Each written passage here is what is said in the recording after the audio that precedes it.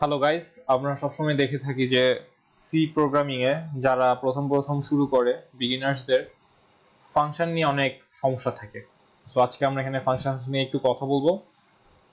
ফার্স্টের লাইনে আমরা stdio standard input output library ফাংশনগুলা যাতে পরবর্তীতে আমরা লিখতে পারি এখানে সেই জন্য ইনক্লুড করে দিলাম।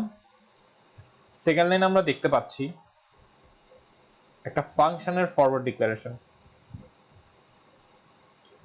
এই সম্পূর্ণ প্রোগ্রামটিতে আমরা ফাংশনের মোস্টলি তিনটা লাইনে ফাংশনের বিভিন্ন পার্টস দেখতে পারবো। ফার্স্ট লাইনে হচ্ছে ফাংশনের ফরওয়ার্ড ডিক্লারেশন। সেকেন্ড যে এইখানে দেখতে পাচ্ছি আমরা, এটা হচ্ছে আপনার function calling, actual function call করা হচ্ছে এখানে। এবং লাস্টের এই যে পার্টটা আমরা দেখতে পাচ্ছি, এটা হচ্ছে ফাংশনের ডেফিনেশন, এই প্যারেনথেসিসের ভিতরে যা কিছু লেখা থাকবে। তো চলুন আমরা শুরু করে দিই। ফার্স্টে আমরা দেখতে পাচ্ছি i নামক একটি ইন্টিজার ভ্যারিয়েবল ডিক্লেয়ার করা হয়েছে। সেকেন্ড লাইনে printf please enter integer, scanf percentage d address of I, আমরা ইউজার থেকে একটা ইনপুট নিব যেটা i ভ্যারিয়েবলে আমরা সেভ করব। এই লাইনটা নিয়ে সবাই একটু কনফিউজ থাকে। এটা হচ্ছে মোস্টলি এরকম, এই i ভ্যারিয়েবলে আমরা একটা ভ্যালু অ্যাসাইন করেছি, যা ধরেন এখন ইউজার ইনপুট দিল 10, তাহলে এখন i এর ভ্যালু হবে 10। পরবর্তীতে যখন আমরা i ইকুয়ালস টেস্টিং ফাংশনটাকে কল করি, তখন ফাংশনের ভিতরে চলে যায়। ভিতরে গিয়ে আমরা দেখতে পাচ্ছি রিটার্ন করছে j ইকুয়ালস j+2, এটা রিটার্ন করলো। তাহলে আমরা রিটার্ন ভ্যালু যদি 12 হয়, তাহলে i এর লেটেস্ট ভ্যালু এখানে প্রিন্ট করে আমরা 12 পাবো। চলুন দেখি।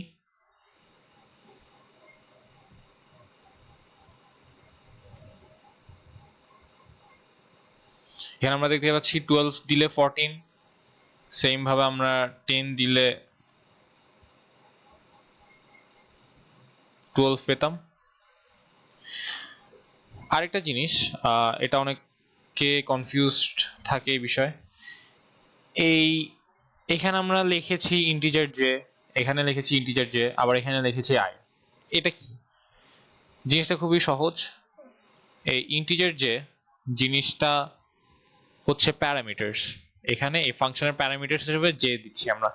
তো প্যারামিটারস কেন লাগে? মোস্টলি যখন আমরা একটা ফাংশনকে কল করব, তখন ওই ফাংশনের ভিতরে আমাদের কিছু ভ্যারিয়েবলস পাস করতে হয়, যাতে ওই ভ্যারিয়েবলটা নিয়ে ফাংশনের ভিতরে আমরা কাজ করতে পারি। যেমন ধরেন একটা ভ্যারিয়েবল পাস করলাম, ওইটার সাথে আমি টু এডিশন করব, টু সাবট্রাকশন করব, সো অন। সো ওই কাজটা অ্যাকচুয়ালি করার জন্য আমাকে ওই ভ্যারিয়েবলের ভ্যালুটা অ্যাকচুয়ালি পাস করতে হবে। সো এই পাসটা আমরা এইভাবে করে থাকি। তো আমরা এখানে ইন্টিজার জে লিখলাম, এখানেও সেম ভাবে ইন্টিজার জে, প্যারামিটার সেম হবে।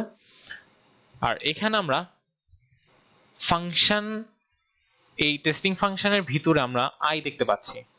এই জিনিসটা হচ্ছে আমাদের আর্গুমেন্ট, মানে আমরা আর্গুমেন্ট হিসেবে এখানে যেটা দিব সেটা অ্যাকচুয়ালি আমাদের এখানে পাস থ্রু হয়ে যাবে।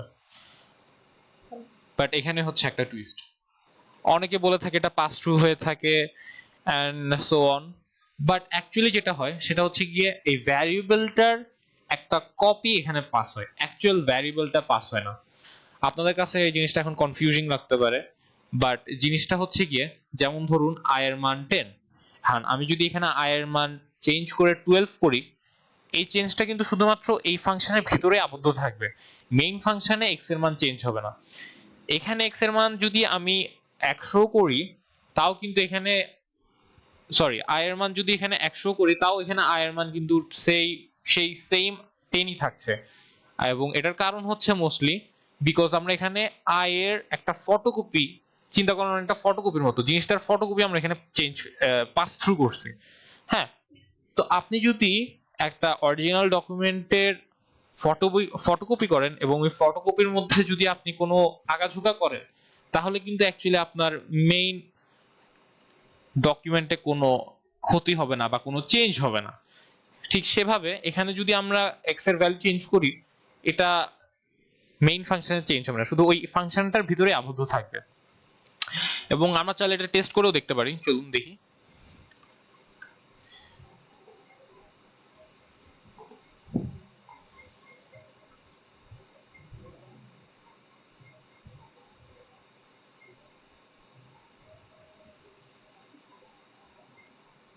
The value of I is 10.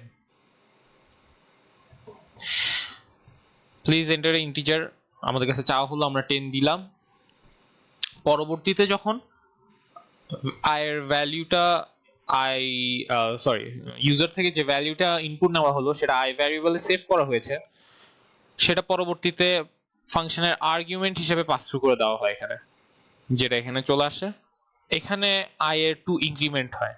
এই জিনিসটা অনেকের কনফিউজিং লাগে যে এটা I এটা J এরকম কেন। ওয়েল, জিনিসটা হচ্ছে গিয়ে আমরা চাইলে দুটোটাকে সেম নাম দিতে পারতাম, সেটা সমস্যা না, বাট আমরা এখানে আর্গুমেন্ট এবং প্যারামিটারের ডিফারেন্স বোঝানোর জন্য ডিফারেন্ট নাম ইউজ করছি। আমি চাইলে এটাকে ইন্টিজার এক্স লিখতে পারতাম জে এর বদলে, তখন এখানেও এক্স লিখতে হতো, এখানেও এক্স লিখতে হতো, এখানেও এক্স লিখতে হতো। আমি যেটা যে মানে আমি কিওয়ার্ডস ছাড়া যে কোনো নাম দিতে পারি ভ্যারিয়েবলের, সেটা ম্যাটার করে না। হোয়াট ম্যাটার্স ইজ আমাদের প্যারামিটারস গুলোকে সেম রাখতে হবে এবং আর্গুমেন্টের দিকে খেয়াল রাখতে হবে, কারণ আমি যেটাই পাস করব সেটাই কিন্তু আমার এখানে প্যারামিটারস এর মধ্যে চলে আসছে। তো পরে যখন printf I দেখতে পাচ্ছি আমরা, তখন এই ফার্স্টে ইনিশিয়ালি আমরা I এর ভ্যালু যে 10 অ্যাসাইন করেছি সেটাই রয়েছে। এখানে 2 ইনক্রিমেন্ট হওয়া পর যে ভ্যালুটা রিটার্ন হচ্ছে সেটা কিন্তু আমরা পাচ্ছি না।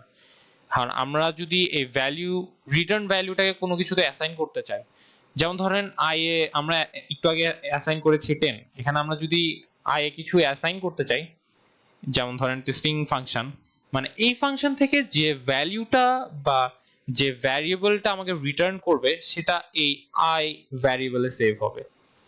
জিনিসটা বোঝা যাচ্ছে? মানে এই ফাংশন থেকে আমি যেটাই রিটার্ন পাবো, যে একটা ডেটা, এই যে যেমন ধরেন আমরা এখানে ইন্টিজার ডেটা টাইপের কিছু একটা রিটার্ন এক্সপেক্ট করছি, তাহলে ইন্টিজার টাইপের যে ভ্যালুটা এখানে আসবে সেটা আমরা I তে সেভ করব, পরে I থেকে প্রিন্ট হবে। অর্থাৎ এখানে ফাংশনে এসে 10 পাস থ্রু হবে, এখানে 2 ইনক্রিমেন্ট হচ্ছে, আবার পরে রিটার্নের মাধ্যমে সেটা ফাংশনে ব্যাক করছে, যেটা I তে অ্যাসাইন হচ্ছে। আমরা এখানে I তে দেখতে পাচ্ছি I কে প্রিন্ট করা হচ্ছে। চলুন আমরা দেখে ফেলি আরেকবার কি হচ্ছে। এখন আমরা 10 দিব, but the value of I is 12। So আপনারা অবভিয়াস ডিফারেন্সটা দেখতে পাচ্ছেন যে প্রথমে একটা একবার 10 শো করছে আর একবার 12, এন্ড ইটস মোস্টলি বিকজ আমি জাস্ট একটা I ইকুয়ালস এই লেখাটা লিখেছি। তাহলে আশা করি আপনারা বুঝতে পেরেছেন।